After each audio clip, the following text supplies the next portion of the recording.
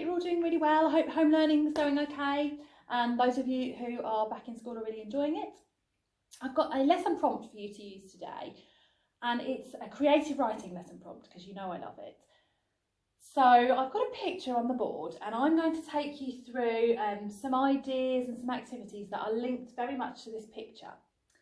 Now, if you can't see it very clearly, don't panic, because I'm going to save the picture onto our school website. So if you go to our school website and then there's a section called Children. If you go to the Children's section, there's then a folder called School Closure.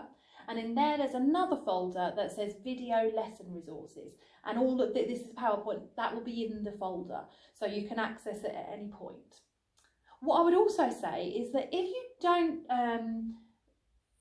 get as much out of this picture as you'd want, or it's not thrilling you, don't panic, because there's a website called Pobble365, so Pobble 365, Pobble365, and there's lots and lots, in fact there's hundreds of different picture prompts and also the activities that go with it. So you could use a different one if you wanted, or you could, if you really enjoy it, you could find another one to use. But today we're looking at this picture, so I just want you to spend a few moments, maybe pause the video to have a good look at the picture, either on the screen now or from the picture on our website. Okay, and hopefully you paused the video, had a good look. We're going to move on, because this picture is the starting point for a story, or the prompt for a story. And the story starts like this. When the Jefferson family were out, their house came alive with activity. Every morning when Mr. and Mrs. Jefferson headed off to work and their two children ran along to the bus stop to catch their ride to school, the signal for all clear would sound, and out of the woodwork the little people came. So that's the start of a story that today you will finish, you'll write the story, but there's some activities that go alongside it which I think we should do first.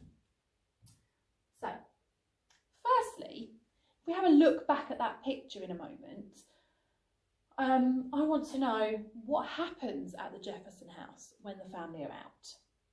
How many of the little people are there that live there? Is there just a couple of families that live there? Are there hundreds? Do different little people live in different houses? So is it just the Jeffersons' house that these people live? And how do the little people avoid being seen? So if we go back to the picture and have a little think about those questions. I think there are different families of little people that live in their house. And I think that when the Jefferson family are out, these are the people that hide all the socks. I've got a lot of socks in my house, they must live in my house. The Tupperware lids, I'm sure your mums will know what I'm talking about there. The ones that make a mess and you didn't even know there was going to be a mess there in the first place. I think they trash the house a bit. And that's why we're always cleaning up after them. But you've obviously got your own ideas, that's mine. And then where do they hide? Well, I think they hide in places you just don't think to look. Maybe under the bed, maybe down the side of cabinets they've created their homes, maybe at the back of a fireplace. But that's up to you. So spend some time, again you could pause the video now or you could do it all at the end, it's up to you, thinking about what your answer to these questions would be. You don't have to answer in full sentences, you don't have to write these down, just have a really good think about it, because this should start to get your imagination going so that when you come back to the story starter and write your story, you've already got some ideas about where you're going with it. It's a bit like making a plan. Okay, and then just to get us in the mood for writing, a little grammar activity, which again you can pause the video and do in a moment, or you can do all at the end.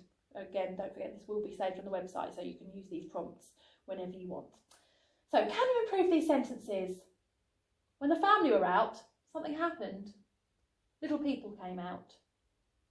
Now, there's nothing grammatically wrong with the sentence, but it doesn't give me a lot as a reader. It doesn't tell me very much.